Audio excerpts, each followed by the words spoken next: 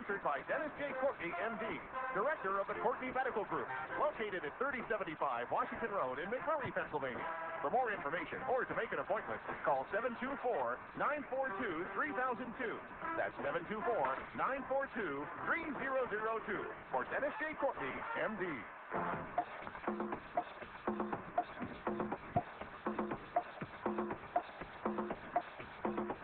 Hey, good morning, everybody.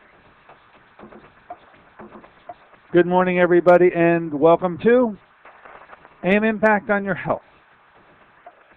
AIM Impact on Your Health, where every day our goal is to have you learn at least one thing to help you live better and longer. AIM Impact on Your Health. Well, it's heard each and every Monday, Wednesday, and Friday from 8 to 9 o'clock.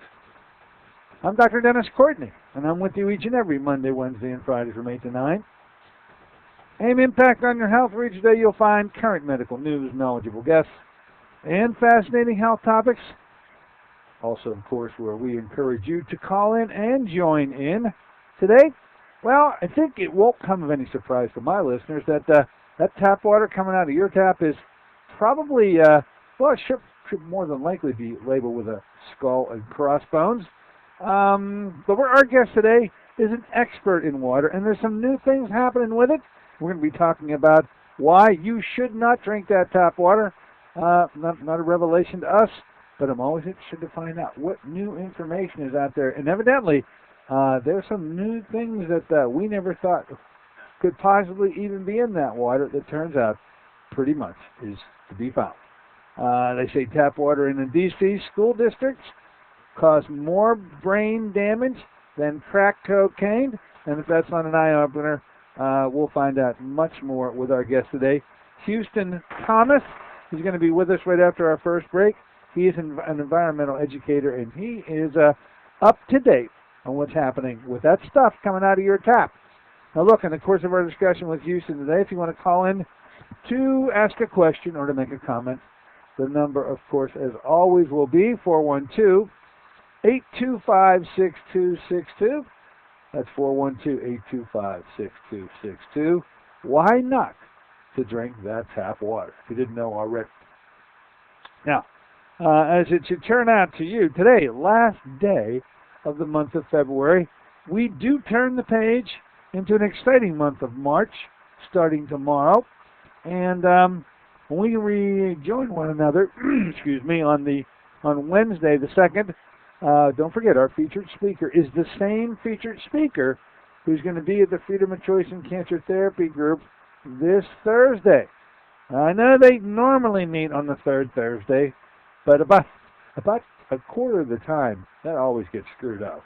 And this week, it's really screwed up. So if you had it on your agenda to go up to Butler, the Days Inn, just south of Butler, about a mile on the right-hand side at the Days Inn, and you normally are thinking about doing that on the third Thursday, you got to reprogram, folks, because the featured speaker this month, due to a scheduling snafu, I don't know how the people at Days Inn can make a mistake, but they did, and they scampered, they readjusted the schedule, and voila, you got the featured speaker, Dr. Emil Shandel. He must be an MD and a PhD because he's listed as an oncologist as well as a pathologist, and you can't be a PhD and be both of those. And so even though it doesn't appear in his bio, I'm going to assume that he's a medical doctor. Also designed a detection system for cancer called the Cancer Profile, and it's supposedly able to determine the presence of cancer in patients way before any symptoms should take place. So our guest on Wednesday will be Dr. Emil Shandel, and he will also be seeing you up at the Freedom of Choice in Cancer Therapy group. You got to make the adjustment for the first Thursday of the month, March 3rd, not the third Thursday. On Friday, Jerry's going to be back. We're going to be talking more about MCG testing. We, just as you would well know by now, had a just a wonderful turnout. I got to tell you, we were really pleased with how you took us up with our invitation with respect to getting MCG testing. There are not too many places to be able to get it. It is new age, it is space age, it is able to give you information you heretofore really could not, and utilize that information in your overall treatment plan to improve your cardiovascular status without the invasiveness normally associated with such an attempt. Now, we say the MCG is like having a cardiac cath and getting the information as if you had a cardiac cath without ever having a cardiac cath at all. And so we're opening it up, by the way, just to give you an opportunity to respond. The 17th in the month of March is going to be our re-invitation to those of you out here who would have liked to come and couldn't. Maybe you were conflicted, or maybe you're just hearing about the MCG testing now. It's going to be held on the 17th. It's covered by insurances. There are only a couple that don't cover it, and in that case, just a nominal fee will be required, $50 fee, to get the test and to be able to see me afterwards to discuss the test. You're talking about getting that kind of information with what might be that minimal kind of investment. I think is a very, very minimal amount to pay. And as I say, it's just about every single insured does cover it, and so we don't even talk about that $50 fee in most cases. Then on the 11th, a good friend of mine, David Brownstein, author extraordinaire, the guy who brought us that information a number of years ago, I'm going to say 7 years ago, brought us the information with his first book on iodine, really highlighting the thyroid and the breast tissue for so many medical problems that have developed, especially in our area. We are actually the thyroid disease capital of the world, and I mean it. We're known as the Goiter Belt all over the world, and we are consigned to that by the fact that we have no iodine in the soil, and that also was first brought to me, at least to my attention, by David. Anyway, good friend and colleague from Michigan is going to come. He says he has a whole bunch of new additions to the iodine book and a bunch of other books besides. I'm waiting for my advanced copies so that I can brush up and be prepared to bring you an excellent show, hopefully, on that day. That's the 11th. And the following week, on the 16th, we're going to have Susan Smith-Jones back with us. She's that energy-riddled young gal. Well, you know what? She's absolutely young in spirit, and she's young in appearance. I don't know. Every time I read about her, she says she educated for 20 years and did this for 30, and you keep adding things up, and you go, my God, this woman looks outstanding for whatever age she really is, and I am never going to ask her either. Anyway, she's going to be talking about 10 weight loss tips for you all in the month of March. That's going to be on the 16th. And it stands right now, as I've already mentioned, MCG testing on the 17th. In the news, something, and I search high and low and through all the blogs. I'm all over the place looking for any pertinent information, and really wasn't much to be found. And then opening the local Post-Gazette yesterday, and in the editorial section, which I can understand why a headline such as this could exist anywhere in the Post-Gazette. I was surprised to even see it there. How about this for a headline? And I mean pretty big type. Hospitals are still killing patients. Boy, that caught my eye. Absolutely caught my eye. As it turns out, this is an editorial and commentary written by a gal, I don't know her, Karen Wolk-Feinstein. And Karen is labeled herself as a healthcare advocate. And boy, is she ever. Anyway, this goes back to what we first brought to you a number of years ago. The Pennsylvania Healthcare Cost Containment Council was to determine hospital mishaps and hospital infection rates and all the occurrences, negative occurrences that occurred in hospitals. And then we were supposed to get the published data on how all the hospitals did. And this was supposed to enable us to make a selection and put our dollars where our confidence was. At least that was how it was originally described. Now here it is a number of years later, and I don't think any of that has happened. As usual, the hospitals weren't going to allow you, as the consumer, to be able to make decisions like that. Oh, no. You got to be kidding me. They stuck their nose in it, and I don't think, except for some of the earlier data that actually pointed out all the hospitals in Pennsylvania ever since, I have not seen any hospital stacking up one against the other with respect to their error rate and infection rate. Anyway, that byline, hospitals are still killing patients, refers to a most recent report coming out of the Pennsylvania Health Care Cost Containment Council. I get it right. They call it PHC4. According to this latest report, you, let's see, if you were one of the unfortunate 23,000 Pennsylvanians who contracted an infection while hospitalized in 2009, your hospital stay on average was 5 times as long, 5 times as costly, and you were 5 times more likely to die in the hospital than that hospital-acquired infection rate. So it was an eye-opener.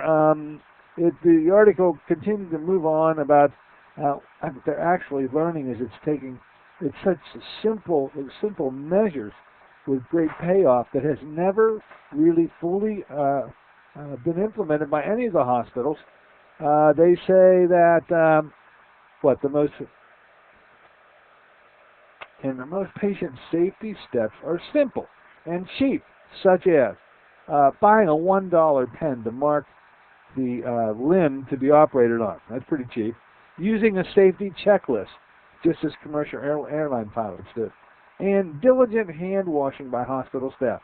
Those 3 issues, those 3 safeguards would really have a heck of an impact on the infection rates and the number of deaths that occur via them. The other point to mention is that a most recent article published in the New England Journal of Medicine was a 5-year study at 10 hospitals, and that showed nearly here's the stat. Nearly 1 of 5 patients was harmed by medical care. That is an amazing statistic coming out of the New England Journal of Medicine.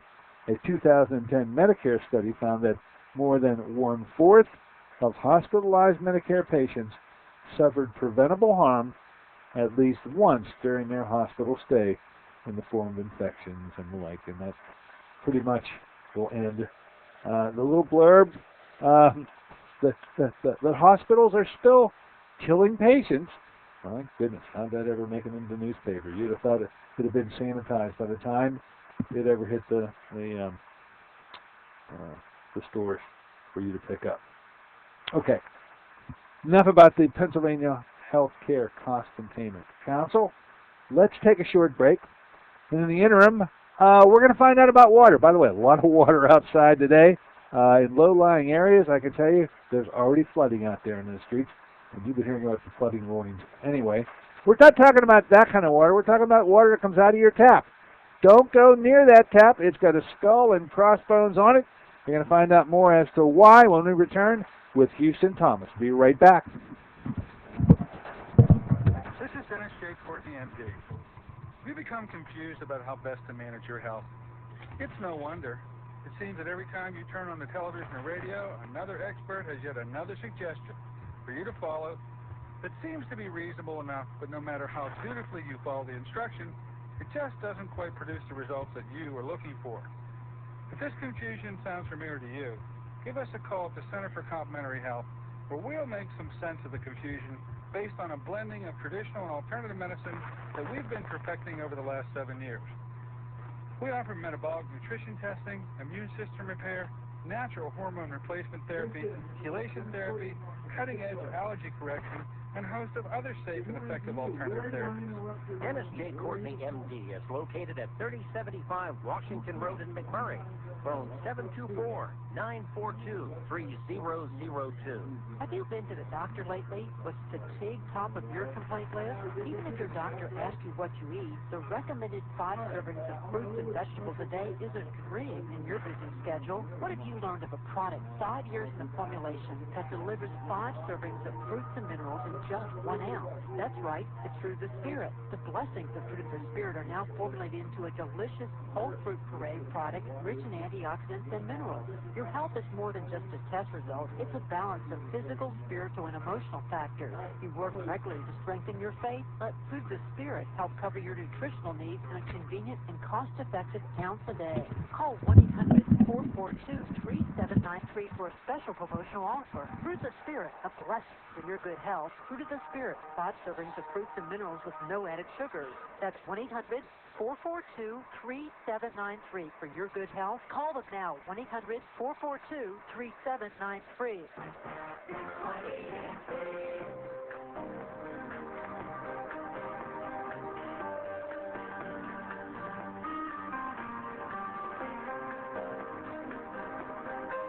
Hey, good morning, ladies and gentlemen. Welcome back once again to AM Impact on Your Health.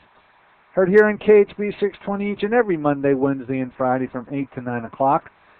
I'm Dr. Dennis Courtney with you on this Monday version of the show. It is wet around here, folks. Be careful out and about. And I'm serious. In low-lying areas, roads are covered over completely and with quite a bit of depth. So be careful as you move around. Water everywhere, and our discussion happens to be about the same. Little different source, however, coming out of your tap instead of rolling off of your hillside. Nonetheless, what comes out of that tap really is something that you have always considered as potentially harmful. Maybe today you're going to be enlightened on just how harmful that may be. Now, our guest today is a gentleman. He's an environmental educator, expert in water purification technology, and one of the nation's most knowledgeable and outspoken critics of the government's inadequate and failing water quality protection policies. His name is Tomaxz. He serves as media spokesperson for Healthy Perceptions, a leader in the development, production, and national distribution of air and water filtration systems. He is our guest today. Let's say good morning and welcome him aboard. Good morning, Mr. Tomaxz. Thanks for allowing us to invade your morning. Oh, thanks for having me on this morning, Dr. Courtney. Houston, this stuff about what comes out of our tap, my listeners really educated, and they probably wouldn't go near their tap water, but I got a feeling the things we may learn today, they have a as I read this advanced material, I get a conspiratorial edge that you're bringing this message to me. There's stuff going on out there that in our governmental agencies that they're not really doing their job, and I hopefully will be able to get that exposed as you have, I think, provided us with some information to suggest that just may be going on. But let's just talk about Houston Tomaxz for a moment. Houston, how is it that you became so involved with water purification, and you are the expert that everybody seems to go to on this matter? Tell us a bit about your career and how you wind up doing what you're doing today. Well, after I got out of the Marine Corps back in 1999, my father had an interesting job opportunity at a water filter factory. I had a beautiful girlfriend that later became my wife. I had a terrible 7 to 8 bottle a day bottled water habit. And what initially got me interested in industry was realizing that you could save somebody $60 or $70 a month by having to use a water filter over bottled water. Additionally, it's significantly better for the environment to not be throwing away 7 or 8 plastic bottles. And it didn't take long for me to figure out that the reason to have a water filter had nothing to do with economics. The fact that, according to the Ralph-Nader study group, that 2,100 cancer-causing chemicals known to be in our water. 2,100? 2,100 different chemicals known to be carcinogens in our water. And that may seem like a big number to some people, but keep in mind that in this country we use about 100,000 different synthetic chemicals for everyday life. And what you use on the planet will make it into the water. Via the water cycle, every single chemical that gets into society is eventually going to make its way to our tap. And I don't know that it's so much as a conspiracy as it is an uneducated population, and the fact that we have financial concerns and health concerns that are trying juggled by the EPA and the 120,000 different water municipalities we have. It is something that I am very passionate about. And again, because when you start reading things about benzene in tap water, that it causes their hair, it causes pancreatic problems, it causes liver problems. You've got the gasoline additive, methyl tertiary butyl ether, which is very pervasive in the environment and is something that contributes to thyroid cancer. And you start to read about every single chemical that is found. Hexavalent chromium is found in 31 of 35 cities. Prescription drugs and personal care products in Philadelphia, 56 different ones in a single glass of tap water. Well, you can see a number. You can see how you get in the 2100. It's pretty easy to see what this list keeps mounting up. Let's go back in time because it wasn't too long ago. I'm going to say only maybe 10 or 12 years ago that we all thought, the public, we were very much concerned about fluoride. In fact, I think that's all we thought that we had to be concerned about. We were concerned enough about it, but it's apparent we focused on fluoride and fluoride only because fluoridation of water is something that the government, foisted upon us. Talk to us a bit about the fluoride issue, which I guess is now just minuscule compared to all the other things, but nonetheless, it was the first of the scarier moments when the public was made aware that fluoride isn't necessarily good for you. Well, fluoride is a controlled substance. If you want to go buy some, it requires a prescription. Unless, of course, you're buying it for the purpose of killing mold, in which case you can go get it in the pesticide aisle at Home Depot without a prescription. The reason we use it is because of a dentist back in the early 1900s that went west in the gold rush and found very little work with children in the town of Denver, or outside of Denver that he ended up in. And he went and checked the water that the kids were drinking, and there was high levels of fluoride. So from that moment forward, we thought that fluoride prevents cavities.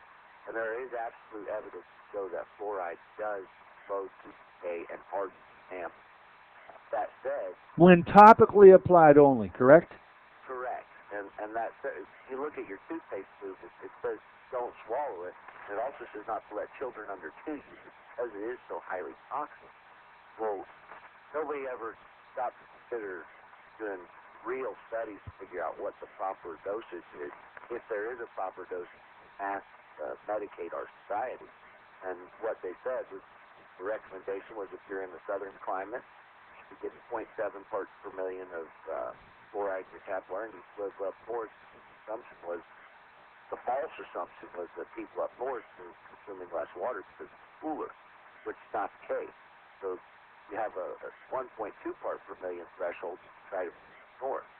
What EPA came out and said about 4 weeks ago, maybe 5 weeks ago, was that level of 1.2 is high, below the national recommendation, 7 parts.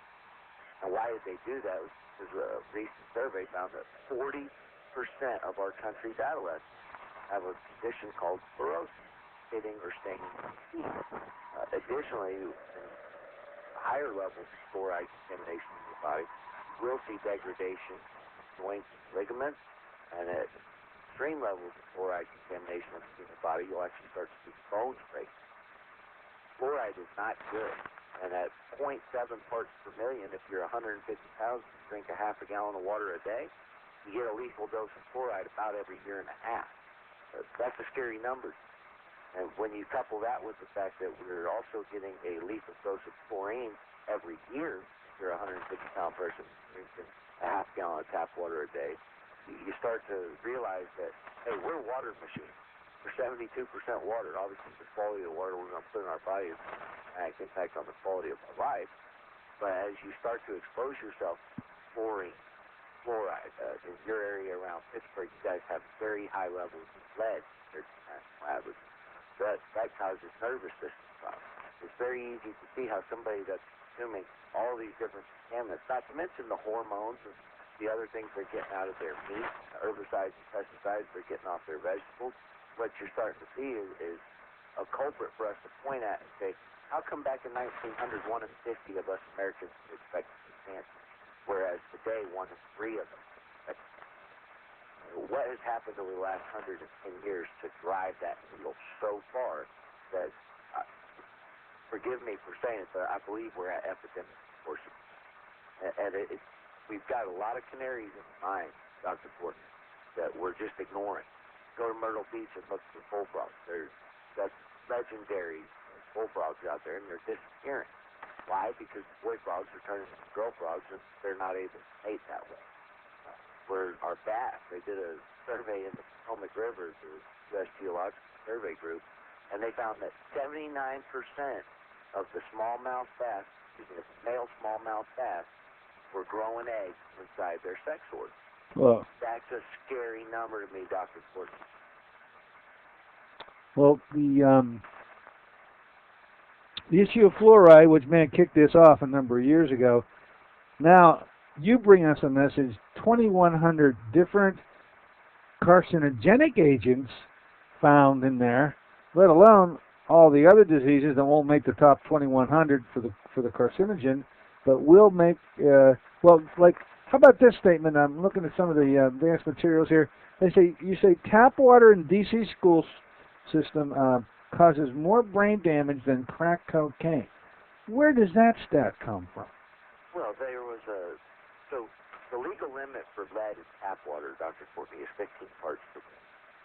The threshold where there are known health effects in 180-pound adult males, half a part per billion. The way lead affects the nervous system, permanent, damages the part of the brain that controls cognitive thought. Lead is such a scary contaminant. When you go to our prisons, our prisoners across this country have higher blood lead levels than the general population. Does that mean lead causes crime? Absolutely. You'll see, if you go look back at the violent crime table, the single biggest thing we've ever done in this country to reduce crime was to switch off of leaded gas. Well, keeping that in mind, half a part per billion, known health effects, 15 parts per billion legal limit. There was water in Washington, D.C. high school that had levels as high as 3,500 parts per billion. Oh, partner, that one, no wonder. Well, it's such a bad number, and it's not that, hey, problems happen. Okay, we've got super sites, we've got perfluorooctanoic acid outside of DuPont plants that causes birth defects. The accidents happen, okay, and DuPont has done a great job of remediating that. They've provided bottled water and filters for the affected houses around their factories. But when it comes to our water municipalities, particularly in these hard economic times, when we have these types of problems that come up like they did in Washington, D.C., we actually had the city lie about it for almost a decade because it would cost so much to upgrade the water system to address that lead problem, not to mention the panic when parents find out that they're sending their kids to school to basically get autism if they're drinking that water with 3,500 parts per billion of lead in it. And they falsified records. They fired somebody that tried to blow the whistle and let EPA know about it. And so for years and years, the population had the false belief that they were safe, when in fact their water has levels of lead that absolutely are going to contribute to brain damage and birth defects, hypertension, nervous system disorders, and they lie about it. And Washington, D.C. is not the only one to ever get caught lying. And the problem here, as Carol Browner said when she was the head of EPA, the way we ensure safe water in this country is broken and needs to be fixed. And the reason she said that is because, like I said, there's 120,000 water municipalities out there. There aren't but 6 people at EPA that work in this department to maintain their regulatory status. It's a self-policed industry. So when the water quality reports come out, that's after that company tested the water themselves, and your water company is required to tell you every year what's in your water. It's called the Right to Know Act. With that little letter in the mail, and that's why I think you have me on today, Dr. Courtney, is because I feel those water quality reports that go out are the biggest lie that has ever been told to our citizens. You know, that really is the conspiratorial note that I picked up and gleaned from what you had in those advanced materials, because all right, so these things are in there, and we know they're in there, and maybe I didn't know they're 2100. But when governmental agencies, you use the word lie, okay? To me, when they're supposed to be testing water, and they are testing, and they're finding that there are dangerous levels. Well, just take lead alone in the Washington D.C. area, and then they report the manipulated test data so as to make the consumer feel that this is safe. Now, can't this, shouldn't this have resulted in people going to jail? And it probably hasn't. I believe people will end up. Now, Washington, D.C. had to hire back it was the Washington Area Sewer Authority. They had to hire back the whistleblower. They did pay some pretty serious fines. They've done some remediation to the distribution system to try to remove some of those lead pipes. And they've also gone from adding chlorine and fluoride to the water and ammonia, because they use chloramine in Washington, D.C., but now they're also adding another chemical on top of everything else we have in Washington, D.C., like antipsychotic drugs and all that. Well, now they're also adding organophosphates to try and coat those pipes. We are making chemical soup in our water. Again, when you think about that 56 different prescription drugs and personal care products in Philadelphia, it boggles the mind to look at that glass of water, see it clear, and not realize that there could potentially be 1,000 chemicals. And the lie, cities like Philadelphia, Washington, Portland, Seattle, Los Angeles, New York City. These are major cities that have been caught falsifying test data or excluding test reports so as not to hit those trigger levels where they're required to take action. To me, the biggest lie, Dr. Courtney, is not that those cities got caught doing that. Okay, that's a handful of people making bad decisions. I'm not going to say that it's an endemic problem system that we've got a bunch of people working at these water plants that are lying crooks. No, that's not the case at all. What I think is the biggest lie is you get that water quality report in the mail, and it tells you that your water is perfectly safe, and we've got great water, and then you go through and you read all the chemicals that they found. Got atrazine, got trichloroethylene, got benzene, got all of these cancer-causing chemicals, that most of which are endocrine disruptors and mimic estrogen in the water, and they tell you it's safe because they're not at the EPA's limit. So you tell me that in Pittsburgh, where you guys have 9.5 parts per billion of lead in your water, 19 times where the threshold is for known health effects, and you tell me that that water is perfectly safe, you're negligent if I have a small child. When you've got a developing brain and nervous system, the worst thing you can do is give a kid lead. Kids that have higher levels of lead in their blood when they're tested have lower SAT scores. I mean, this is not theoretical, Dr. Courtney. There's a huge body of evidence to show that kids that develop in inner cities in houses that have leaded paint and water that is tainted with lead, you're going to have lower IQ. And we're telling our citizens that, look, the water's safe because it's legal. What the report should say is our water is legal. And again, I told you there's 2,100 cancer-causing chemicals in our water that the Waer study group found. Mm-hmm. EPA only regulates 100 contaminants. Look, you can have hexavalent chromium in your water at a level that is absolutely proven to cause cancer in a very short period of time, but there is no legal limit for hexavalent chromium. At levels as low as 0.6 parts per billion, hexavalent chromium can cause cancer in adults. Well, the legal limit is non-existent. The only limit there is on chromium in water is that of total chromium, which there are many, many different isotopes and forms of chromium, there's a legal limit of 100 parts per billion of total chromium. 0.6 parts per billion can cause cancer for hexavalent chromium, but the limit is 100 parts per billion of total chromium. They're not even required to test for hexavalent chromium if it's there. They just do a test for total chromium. And go to Fort Wayne, Indiana, where when the Environmental Working Group surveyed 29 cities, 26 of them had 2 different pesticides or more in their water. Fort Wayne, Indiana had 9 different pesticides in a single glass of water. There's 200,000 children, newborns, and fetuses drinking water and formula that were tainted with that high level of 9 different pesticides, but yet it was legal because all of those were below the threshold. And Dr. Courtney, when we study these chemicals and EPA sets these regulations, how much of this can you have in the water? Well, they do, A, how much is it going to cost for these 120,000 municipalities to implement this? And B, where is the health effect? So we're going to find a happy medium between those two. And if you can't, if you find that happy medium, well, the health effects are based on that chemical alone. We study atrazine. Okay, at this level of atrazine, we see these problems. Then we study benzene. At this level of benzene, we see these problems. But nobody has ever been able to go check our toxic soup that we have, that what happens when you add atrazine, benzene, and an antipsychotic prescription drug in a low dose of a part per trillion. We have no idea how these chemicals react with each other. That's right, when they mix. Right. That's true. It's just like alcohol and prescription drugs. It's not where 1 + 1 = 2. In some cases, some chemicals, 1 + 1 = 1,000.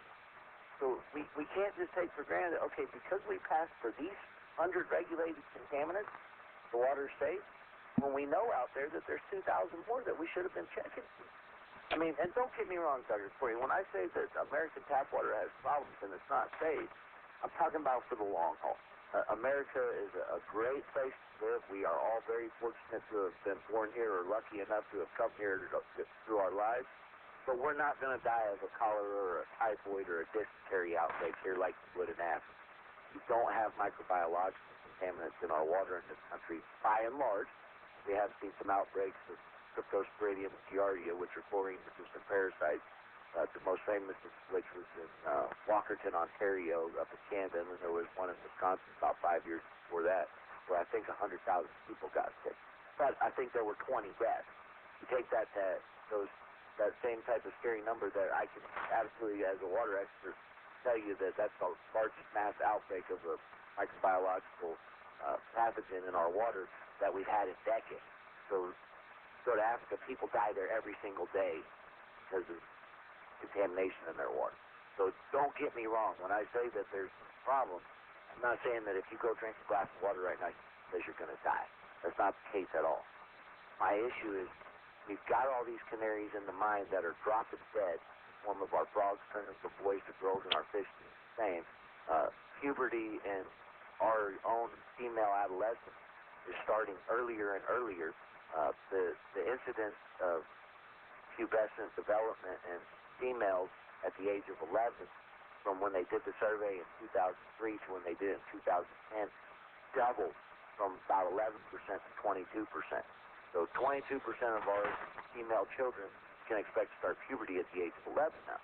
And if you walk into a 5th grade class, Dr. Courtney, it looks nothing like the 5th grade classes that you and I sat in. Those are canaries in the mine. We've got problems. We need to consider them. And when we see everybody, you cannot talk to a person that doesn't know somebody that has or has died of cancer.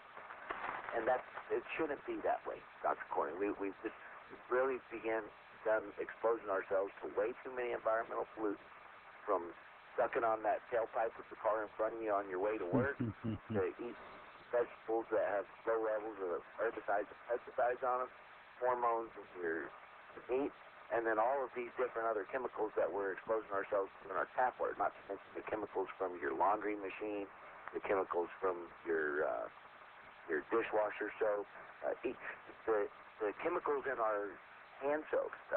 After the avian flu, you sure see a lot of people washing their hands a lot. Well, the downside to that is the more you wash your hands, the more that soap, which has endocrine-disrupting chemicals in it, makes it into our water.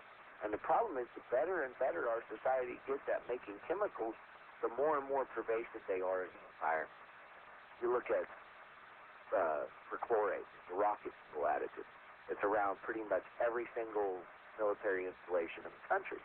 It's a super terrible chemical, but the worst part of it is once it gets in the groundwater supply, whereas a trichloroethylene plume in the groundwater could take 10 years to travel 50 miles, the chlorate will travel that same 50 miles in a half a year.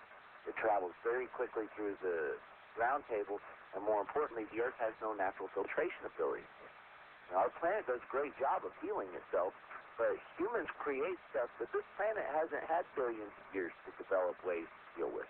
And so as we continue to create and use about 1,000 new chemicals every year in a mass-produced manner, we have to realize that that does come at a cost.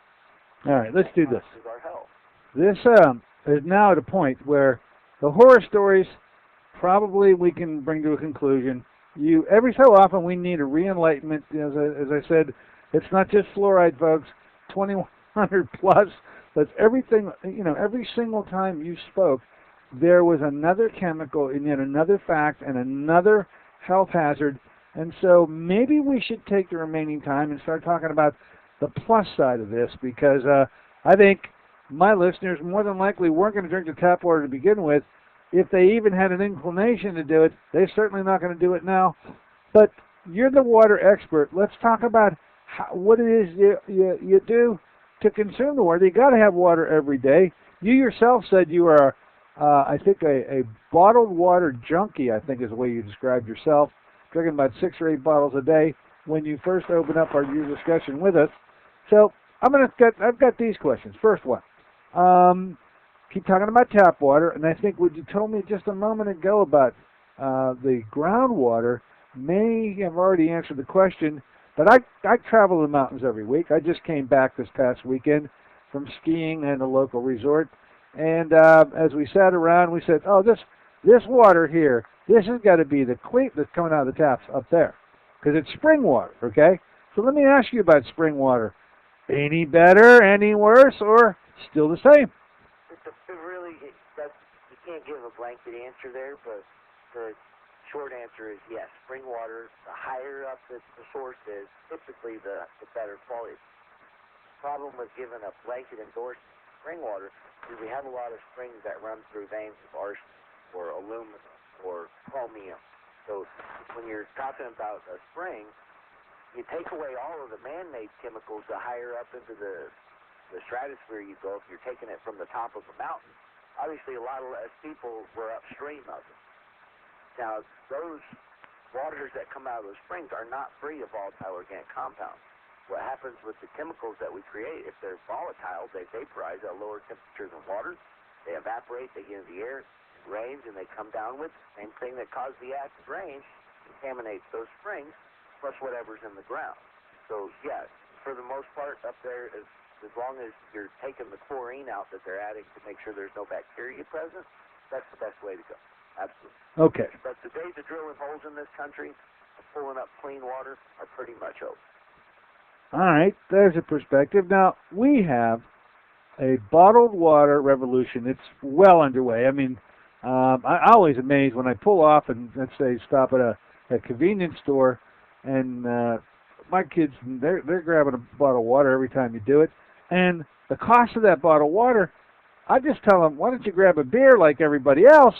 My goodness gracious, that bottle of water right there, you can get 3 beers for that, the cost of that bottle of water. The cost is going through the roof. Let's talk about bottled water per se, and how much, or rather, what form of bottled water. There's purified water. Is that just passed through a filter? And if it is, how clean is that water? Interestingly enough, the strongest regulations on bottled water have nothing to do with quality. They have to do with label. So when it comes to bottled water that says purified, that is something that has had all of the minerals removed. It's something that has just H2O in it. The downside to drinking purified water is if it's in a plastic bottle, what happens, because water is the universal solvent, Dr. Courtney. It'll dissolve some portion of every single thing that comes in contact, you and me included. Over time, you drop a glass bottle of water, it may take thousands and thousands of years, but it will dissolve and disappear. If you put water that has no minerals into any vessel, it's going to dissolve it more quickly. And when you put that into a plastic vessel, what you end up with is phthalate, styrene, polystyrene, bisphenol A, a bunch of endocrine-disrupting, estrogen-mimicking chemicals that cause boy frogs to turn into girl frogs and cause rats to have early puberty. And so if you're drinking purified water out of a bottle, it's absolutely crucial that you ensure you're getting a glass bottle. And if you're drinking purified water out of a plastic bottle, it's very important that you minimize that bottle's exposure to sunlight and that you do not let that bottle get heated, because the sun will photodegrade, or any ultraviolet light, the light over your desk at the office, any ultraviolet light will photodegrade that plastic and cause it to break down more quickly in the water, as will heating that bottle. The worst thing I think you can let your kid do is get into a car when it's 90 degrees outside, where there was a bottle that was 140 degrees in there while the doors were closed. Let that bottle cool off and drink it, because the amount of pasteurizers that will be in that bottle or in that water after it's been exposed to 140 degree temperatures in the car is lethal. You need to tell listeners that this is serious. If you leave a bottle of water in your car during the summer, you need to throw it away. Don't drink it. So spring water is required to come from a spring. They're not allowed to drill down to well water and call it spring water. It has to be water that naturally reaches the surface by itself. But most bottled waters aren't spring water. The Natural Resources Defense Council did a bottled water survey. They found that about 70% of bottled waters are merely repackaged tap water. Now, the majority of them are treated. They've had the chlorine removed so that the water tastes better. But if the water is bottled and sold within the same state, it doesn't even have to be as good as tap water, Dr. Courtney. If it's sold within the same state, there are no federal regulations on it, except for the labeling requirements that this is what you can call spring water and this is what you can call purified water. So when it comes to bottled water, yeah, you're going to see Houston Tomaxz with a bottle of water in his hands every once in a while. It's just a convenience thing. And even with all the plastic that comes out of that bottle, a bottle of water is still probably 100 times healthier for you than a soda. So if your children are drinking the bottled water, maybe get them juice in glass, or find them a glass bottle of water. But certainly don't let them drink soda. I think soda's worse than chlorine, if you ask me, than the amounts of chlorine that we get in our tap water. All right, so if I heard you right, you want to buy not purified water, spring water, number one, because that doesn't come from well water. It has to come from a spring. And the likelihood is it's going to be safer. But then I think that you just blew the whole thing up by talking about that plastic, that flimsy plastic, that 90% of this water that we purchase in these convenience stores and everywhere else is this flimsy plastic. Isn't there a grade of plastic that affords you the comfort of knowing that you don't have to worry about contamination from other chemicals? Or is it only glass? And if it is, give me some examples of some commercially available glass, only purchasable in glass water that we should be buying. Well, there is no such thing as a non-leaching plastic. Again, water's going to dissolve the source of everything. There is no plastic that way. There are some that are slower leaching. But no, I'm not going to give you a recommendation to buy any type of plastic because it's safer than any other. The glass bottle waters that you're going to find out there are typically all designed Boss water. You're going to pay $3 a bottle for that. Bliss water, you're going to pay $5 a bottle for that. So most convenience stores are not going to have water in a glass bottle. So in that case, if you find yourself reaching for convenience for a bottle of water, get a water that contains minerals. The Coca-Cola version, the Dasani, they purify the water, they ozonate it, they treat it with ultraviolet light, and then they add minerals back to it before they bottle it. Because they're adding the minerals back to it, they're raising the pH, they're making that an alkaline water, which if the water is acidic, it's going to leach that plastic bottle so much more quickly.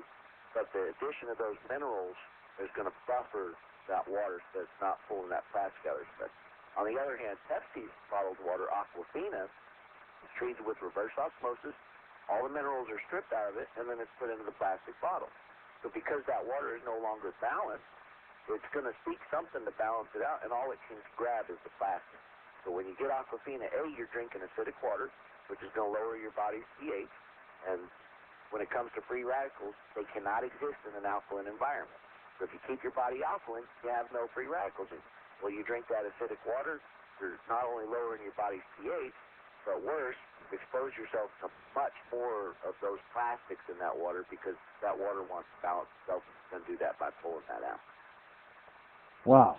You have really complicated it for everybody out there. Tough. Solution is, look, we recycle about 10% of the bottles that keep in this country. Okay, so if you don't care about your health, don't care about your wallet, I hope you're one of those people that cares about our environment. We throw away 67 million, according to National Geographic, we throw away 67 million water bottles every day in this country. That's 5,500 garbage trucks going to the landfill full of water bottles every single day in this country. That's enough plastic bottles to bury Manhattan Island in a foot of bottles every 2 days. Every 2 days, we cover Manhattan Island with a foot of plastic bottles. That's what we're doing to our country. So if you're not interested in you and your children's health and your wallet, because bottled water is about 10 times the cost of filtered water and maybe 1,000 times the cost of tap water, if those things don't get you, please be a good steward of our environment and quit using those plastic bottles. All right. Now I got to get you to the point where in home, because you say that you work for a company that is in water filtration. So let's talk about how it is that you can take care of the water that you consume in your own home. Maybe not, you can't do it at a convenience store too easy, but what about in home? What are the better systems?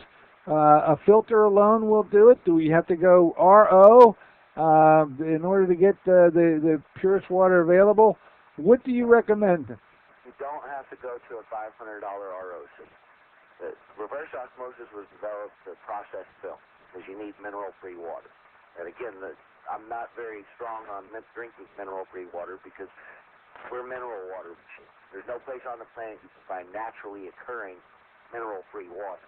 So when you drink water that has no minerals in it, what happens by the time you pee, there is minerals in it, and that was stripped from your body. It's going to pull calcium from your bones, create bicarbonate, because that water wants to neutralize itself, just like in the plastic bottle.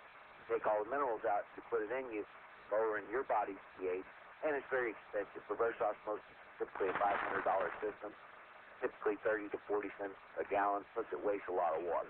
If you are drinking out of a pond, Dr. Courtney, I'm going to tell you, yes, you need reverse osmosis because it will remove virus. Whereas if you're on tap water, you don't need to go to anything so dramatic because we have chlorine that takes care of the bacteria and the virus. What we need to worry about is taking out the heavy metals, prescription drugs, chlorine, and all of the cancerous byproducts of chlorine. Can a filter do that? There is no such thing as a bad water filter. If you're using one of those pour-through pitchers, you're doing better than most of your country. 93% higher incidence of cancer according to EPA for people on fluorinated water systems. Keep that in mind. Any filter that's worth anything out there will remove chlorine, and I think as a first step, that's the most toxic and concentrated substance in your water. If you're taking care of the chlorine, you're getting a B-, okay? You're doing a lot better than everybody else out there that's just drinking out of the tap. So that's it. Don't go throw a filter away if you got one. But there are cheaper alternatives out there, those pitcher filters. Yes, they're the cheapest up front at $20 to $25, but those pitcher filters typically remove 4 to 10 contaminants, and they do it for anywhere from 25 to 30 cents a gallon. The system that we manufacture is a 2-cartridge system that is significantly larger than one of those pitcher cartridges. You get a lot more filter media, so the filters last a lot longer. Our cartridges last 6 months. They're certified to remove over 100 contaminants. They're a selective filter. They leave in your good, healthy minerals. About 10 cents a gallon to use it. It's not something you need a plumber to install. Now, whether or not you go to tapwaterstudy.com and buy our water filter, it isn't so much as important to me as that you go buy somebody's water filter. Yes, of course, I have a commercial interest in buying mine. I'd love if every one of your listeners called in right now and took us up on our free shipping offer to get one of our clear water filtration. And the name of the company and the name of the website. Go ahead. Tapwaterstudy.com, where they can find more information on water quality, contact me directly if they have questions, or link through to our commercial aspect, which is where you can buy our drinking water system and our shower filtration, which I can't stress you how important shower water is either, but that's for our next show, Doctor. Well, we'll leave time for that, too. We're coming up so close to the end of the gong, and I think we're really getting to the point that we were covering issues that our listeners really need to know on how it is that they are going to be able to best take care of themselves and their family. And it sure seems like the filter, and you blow me away, the RO system you were really not a proponent of, which I've always believed that the RO systems were the best, but because of taking those minerals out, and it's such a good system, it takes everything out, you get into pH problems and dissolvability problems because of it, I guess is what I heard you loud and clear with, right? Correct. All right. Now, I promise we'll have to bring you back to talk about the filtration systems a little more length, plus for the showering and so forth, so that you won't be absorbing these harsh chemicals, and especially chlorine right to the skin, as I'm sure is occurring so frequently. The worst part of the shower, Dr. Courtney, just to give your listeners a teaser for the next time I'm on, the worst part of your shower water is not necessarily the skin absorption of those chemicals, but rather the inhalation. When you look at radon, when you have radon in your tap water, when you drink it, your body gets an opportunity to break it down. But when you're in the shower, you inhale it, and according to EPA, radon is 100 times more cancerous as an inhalant than it is as an ingestant. So, according to Rutgers University, we actually get 70% of our exposure to tap water contaminants in the shower. That hot water opens up the pores, absorbs those chemicals through your skin. Again, you inhale them, and they're far worse that way. So, Rutgers University said in that 7-minute shower, you're going to inhale, absorb through your skin more chlorine than you're going to get from drinking a gallon of the same water.